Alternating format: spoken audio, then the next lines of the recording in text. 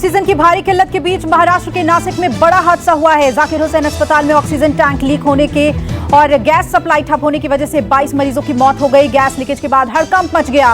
Tank में रिसाव के बाद से आसपास के इलाकों में गैस फैल गई थी। नासिक में जाकिर हुसैन अस्पताल में ऑक्सीजन की कमी से 22 मरीजों की मौत हुई। बताया जा रहा है कि ऑक्सीजन लीक होने की वजह से ऑक्सीजन की सप्लाई रोकी गई थी। आधे घंटे तक अस्पताल में ऑक्सीजन की सप्लाई रोकनी पड़ी थी और इतनी ही देर में 22 मरीजों ने दम तोड़ दिया। नासिक में यह हादसा गैस भरने के दौरान हुआ। गैस रीफिलिंग के दौरान गैस चारों ओर फैल गई, जिसके बाद अफरा तफरी मच गई। गैस रिसाव के वक्त अस्पताल में कई मरीज भर्ती थे। जबकि हादसे पर काबू पाने की कोशिश की गई, उतनी देर में वेंटिलेटर पर मौजूद मरीजों की मौत हो गई। बाकी कई मरीजों को बचाया गया और दूसरी जगह शिफ्ट कर दिया गया है। नासिक की घटना को लेकर एक्शन में महाराष्ट्र सरकार। महाराष्ट्र के स्वास्थ्य मंत्री राजेश टोपे नासिक रवाना हुए। राजेश टोपे अस्पताल का जायजा लेंगे, मरीजों के परिवार वालों से बात करेंगे। एमपी के दमोह जिला अस्पताल में ऑक्सीजन सिलेंडर को लेकर अफरा तफरी मच गई। ऑक्सीजन की कमी की खबर सुनने के बाद अस्पताल में भर्ती मरीजों के घर वालों ने अस्पताल के स्टोर रूम में धावा बोल दिया और एक एक सिलेंडर उठाकर ले जाने लगे। ऑक्सीजन सिलेंडर की लूट की खबर मिलते ही परिवार वालों को समझा बुझाकर शांत कराया गया। हरियाणा के गृह मंत्री अनिल विज ने दिल्ली सरकार पर हरियाणा को ऑक्सीजन टैंकर लूटने का आरोप लगाया है। अनिल विज ने कहा कि हमारे ऊपर दबाव है कि हम दिल्ली को ऑक्सीजन दें, मगर हम अपनी सप्लाई पूरी करेंगे। अनिल विज बोले, हिमाचल और राजस्थान ने हरियाणा में ऑक्सीजन की सप्लाई बंद कर दी है।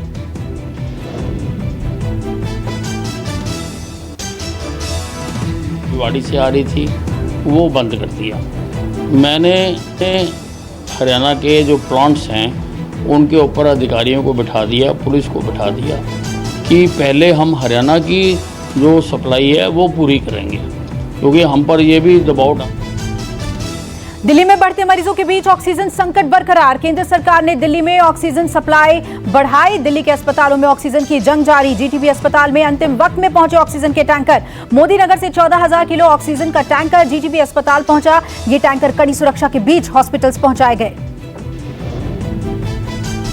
यूपी के ऑक्सीजन प्लांट पर पुलिस बल की तैनाती की जाएगी। यूपी सरकार ने फैसला लिया, जीवन रक्षक दवाओं की कालाबाजारी रोकने के लिए छापेमारी होगी। रासुका गैंगस्टर की कार्यवाही होगी। योगी आदित्यनाथ के नए दिशा निर्देश जारी किए और यूपी में कोरोना के तेजी से केस बढ़ रहे हैं। ऐसे में ऑक्सीजन और जीवन रक्षक दवाओं की कोई कमी न हो, इसके लिए सख्त एक्शन लिया गया है।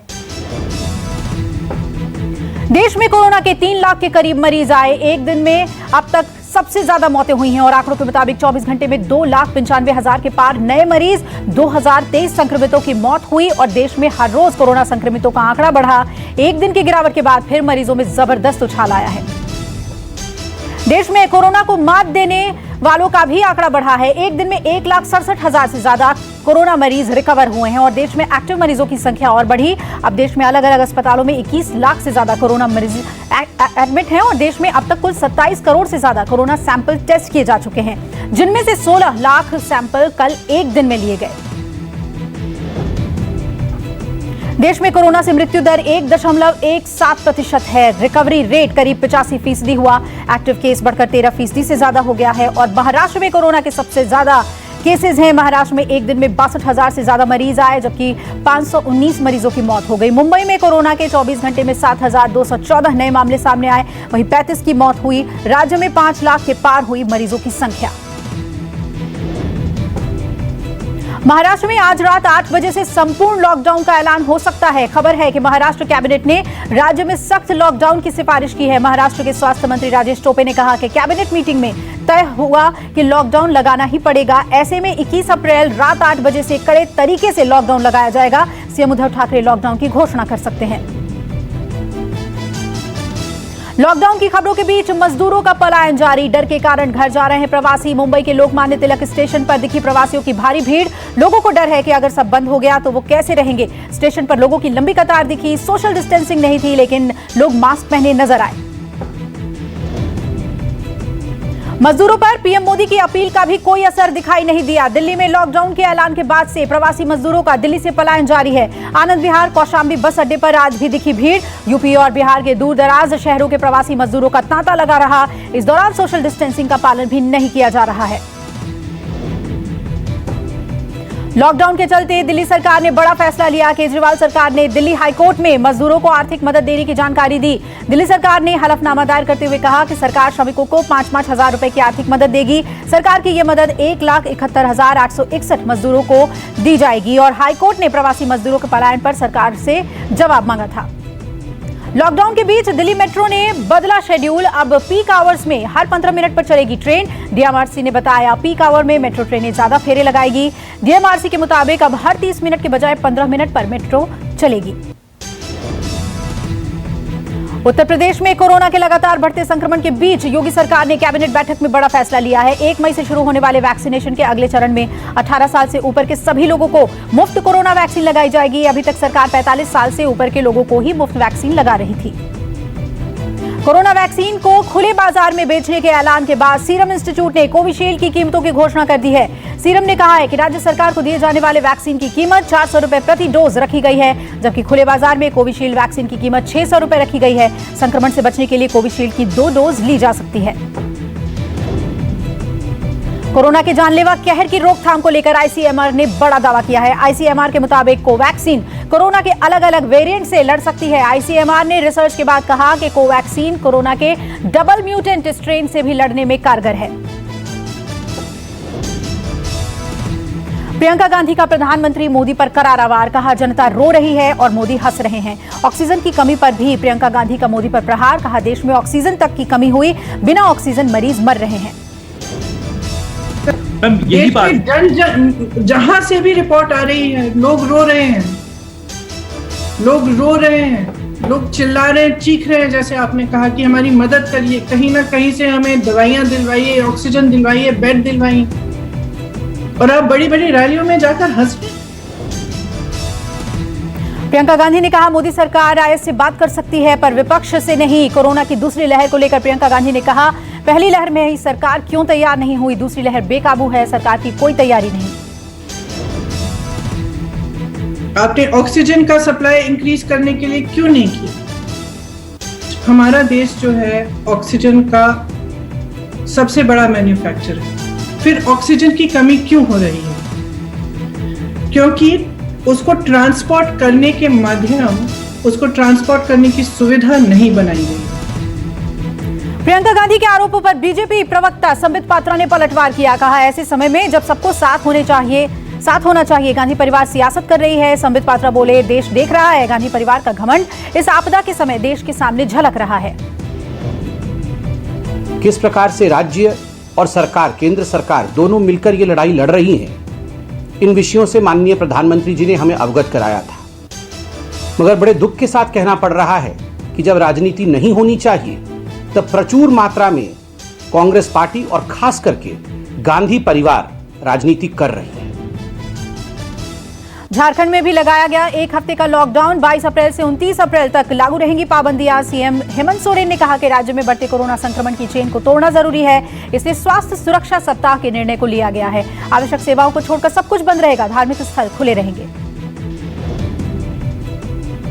गुजरात में कोरोना संक्रमण के बढ़ते मामलों को देखते हुए राज्य सरकार ने बड़ा फैसला लिया। गुजरात में प्राइवेट नर्सिंग होम कर सकेंगे कोरोना संक्रमितों का इलाज, नहीं लेनी होगी इजाजत।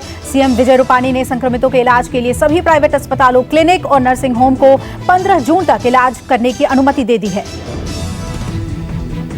राजस्थान के जोधपुर रेलवे स्टेशन पर एक लड़की ने हाई वोल्टेज ड्रामा किया। प्लेटफॉर्म पर लड़की ने आरटीपीसीआर की नेगेटिव रिपोर्ट मांगी गई थी। रिपोर्ट के नहीं होने पर लड़की ने सैंपल देने को उससे कहा गया और इस दौरान लड़की ने न सिर्फ कर्मचारियों से बदतमीजी की बल्कि गाली गलौज की।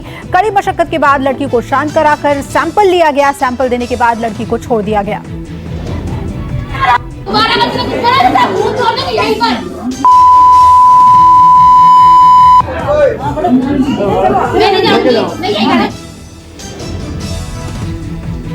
कोरोना संक्रमण की पाबंदियों के बीच रामनवमी का त्योहार, पटना के मंदिरों में दिखा पाबंदी का असर। गेट से लौटे श्रद्धालु। कोरोना के बढ़ते मामलों को देखते हुए पटना जंक्शन स्थित हनुमान मंदिर समेत शहर के सभी बड़े मंदिर श्रद्धालुओं के लिए बंद थे। लोगों ने घरों में ही पूजा अर्चना की। राजधानी दिल्ली के मंदिरों में भी रामनवमी के मौके पर सन्नाटा दिखा। कोरोना के बढ़ते मामलों को देखते हुए सीएम केजरीवाल ने राज्य में 1 हफ्ते का लॉकडाउन लगाया हुआ है और राज्य के सभी धर्मस्थल बंद करने के आदेश दे दिए गए थे, जिसके चलते मंदिरों में कोई भीड़ नहीं दिखी। हरिद्वार कुंभ पर कोरोना का असर। रामनवमी स्नान के दौरान सूने पड़े रहे घाट। रामनवमी के स्नान के मौके पर हर की पौड़ी, ब्रह्मकुंड समेत अन्य घाट सूने पड़े हैं और गिनती के ही लोग डुबकी लगाते नजर आए। मेला प्रशासन की ओर से स्नान को लेकर सुरक्षा की कड़ी व्यवस्था की गई है।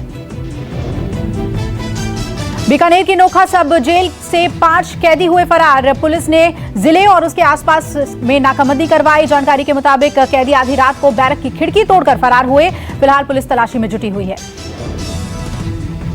जॉर्ज फ्लॉयड को मौत के घाट उतारने वाला पुलिस अधिकारी दोषी करार। अमेरिकी राष्ट्रपति बाइडेन ने कोर्ट के फैसले का स्वागत किया। उन्होंने कहा यह फैसला मील का पत्थर साबित होगा। वहीं फ्लॉयड के छोटे भाई ने फैसले पर खुशी जाहिर की है।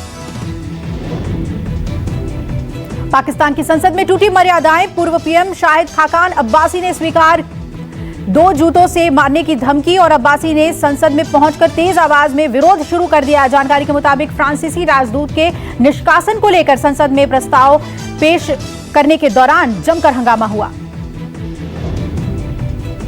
बिहार जाने वालों के लिए रेलवे ने 3 स्पेशल ट्रेनें चलाने का ऐलान किया है। ट्रेन दिल्ली से बिहार के लिए रवाना होगी। जानकारी के मुताबिक ट्रेनें दरभंगा, सीतामढ़ी और गया के लिए चलाई जा रही हैं। रेलवे ने ट्वीट करके जानकारी दी।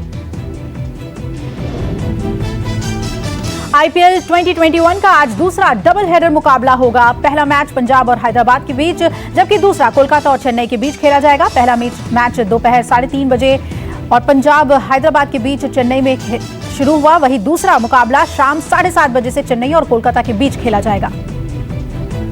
आईपीएल के 13वें मुकाबले में दिल्ली के खिलाफ हार के बाद रोहित शर्मा पर लगा 12 लाख रुपए का भारी जुर्माना। स्लो ओवर रेट के लिए जुर्माना लगाया गया। मुंबई की टीम तय समय सीमा के अंदर पूरे ओवर नहीं फेंक सकी, जिसके चलते आईपीएल कोड ऑफ कंडक्ट के तहत उन्हें दोषी पाया गया। अनिल कपूर ने कोरोना वैक्सीन की दूसरी डोज भी लगवाई। फैंस बोले आपको तो मई में टीका लगवाना था। कोविड-19 के बढ़ते संक्रमण को देखते हुए कई बॉलीवुड सितारों ने कोरोना वैक्सीन का पहला डोज लगवा लिया है।